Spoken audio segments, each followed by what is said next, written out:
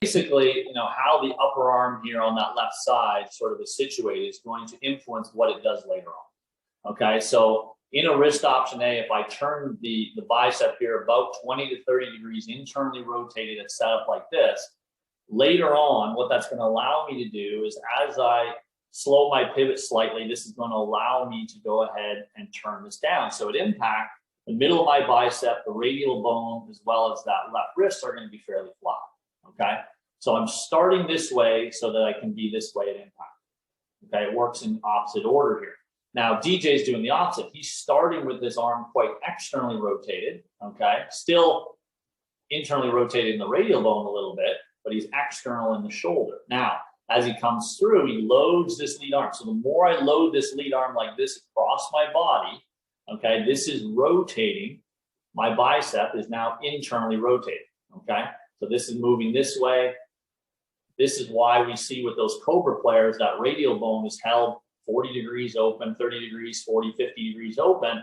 The player is essentially sliding and tilting like this and allowing the speed to go this way.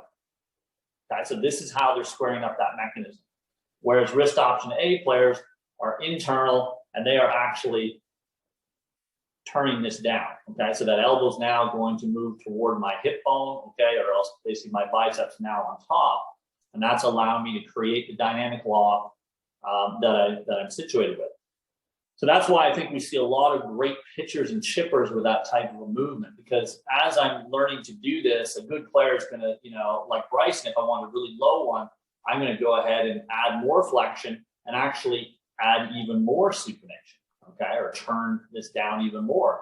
So sometimes we see the purple value actually on the positive side of the chart on the graph because the player has held the wrist into flexion. So the more flexion I put into that lead wrist, the more I need to supinate this to square the face. Okay, so a higher shot's going to have less rotation and less flexion. Okay, so good players are playing around with that mechanism all the time to be able to hit different trajectories and different shots. A good player is going to say, okay, there's my stinger. Okay, here's my neutral high ball. Okay.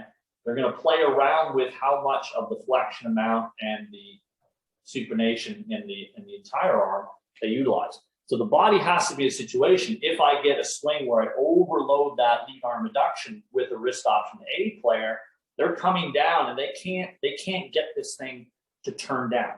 So they're going to hit a high block. So a lot of times with those players, when they get the blocks going, they're overloading the arms too much. And then they can't actually make their release work. So they can't quite square this thing up. They leave it open, they hit it out to the right.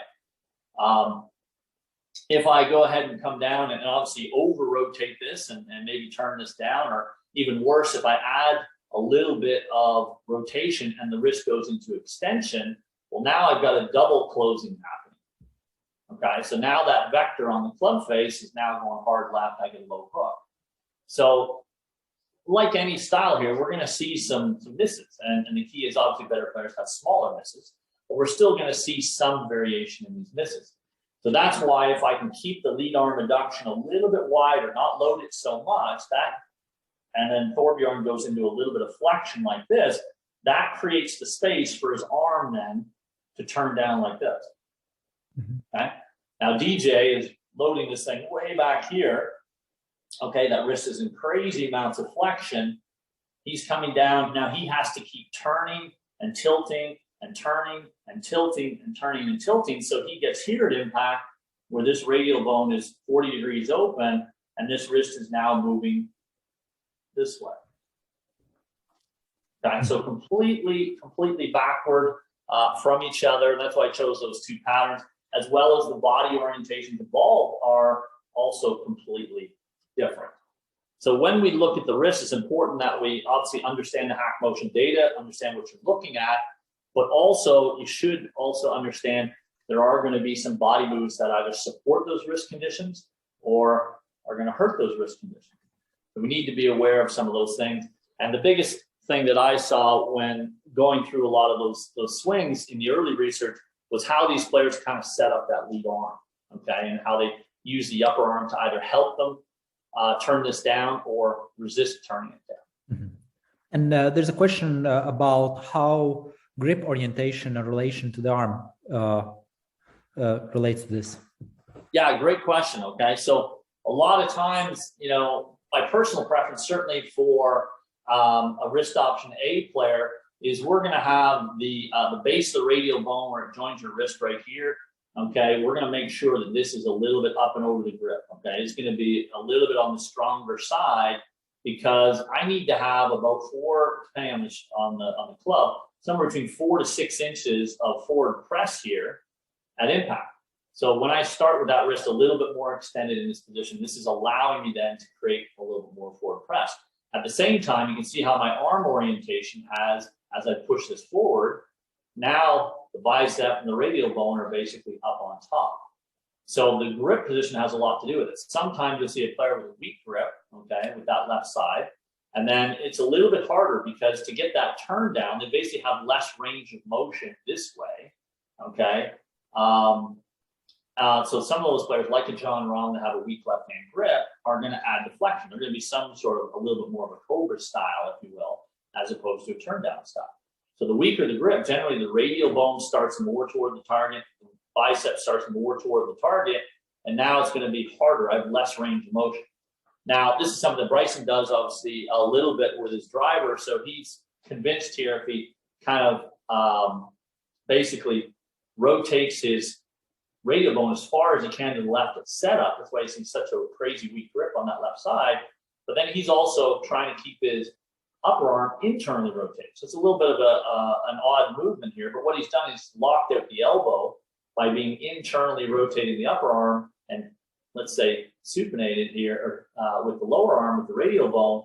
Is as long as he doesn't change this, he feels like he can't hook it, he can't hit the left. Anyways, I think it's harder to do that a little bit simply because I think for some players, you know, this arm is going to want to move. That upper arm is going to want to move. So if I hold it internal, it's very difficult to hold that. But in his case, obviously, you can do it. So I would say for most of our golfers that struggle with slicing the ball, hitting it to the right, don't square the face up. Give them a generous amount of internal rotation on all of these with a fair amount of extension. Now they can create flexion easier, as well as they have more range of motion in the, let's say, the supination or the rotation value in that setup. For the wrist option B player, you know, again, DJ's fairly strong with the grip here. So the lower arm is about the same because the upper arm is more external here. Okay, he is simply using that setup. I don't advocate generally too weak a grip unless you're going to push the wrist into a lot of flexion. Okay, it wouldn't be my first choice. Obviously, Collin, Morikawa, and John Rahm have fairly weak left hands here and are able to make those work very nicely. But they would be kind of a little bit of the exception. Most players are not pushing their wrist into quite as much of that flexion. So again, the grip has to match what we do with the wrist conditions. So the more of the outlier, the more severe that we see wrist option B, we probably need a weaker grip to a certain extent if we're going to have a lot of change in the wrist angle. For some players, they basically get it flat or even just a little bit past a flat wrist condition, can generally use a little bit more neutral grip.